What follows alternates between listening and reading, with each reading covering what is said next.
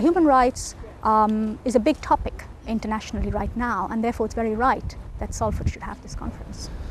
I think it shows that university exists not simply to give you a vocational degree, but to make you sensitive and aware of the issues that affect people around the world and in this country.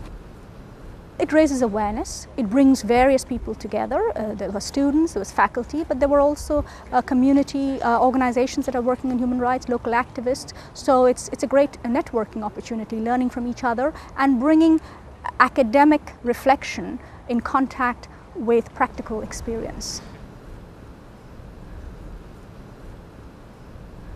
The biggest change in those 10 years has been this sort of security has to trump human rights. That prioritization of security over human rights. I think that's been a real setback for human rights.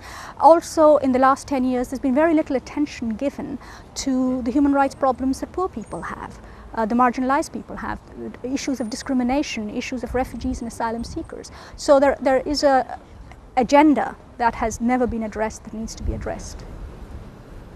I hope in the further 10 years, the UK will take leadership on big human rights challenges of the day, such as climate change, such as poverty, such as entrenched conflicts, but that in doing so internationally, the UK will also set its house in order domestically. Unfortunately, people say they agree with human rights, but when it comes to practice, we actually find a gap.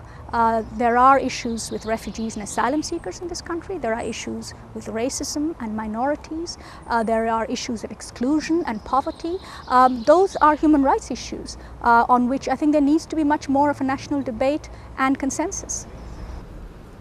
The Human Rights Act has become the whipping boy for all sorts of grievances, and that's very wrong. What the Human Rights Act represents are principles that go deep into English legal history, that go back to the Magna Carta.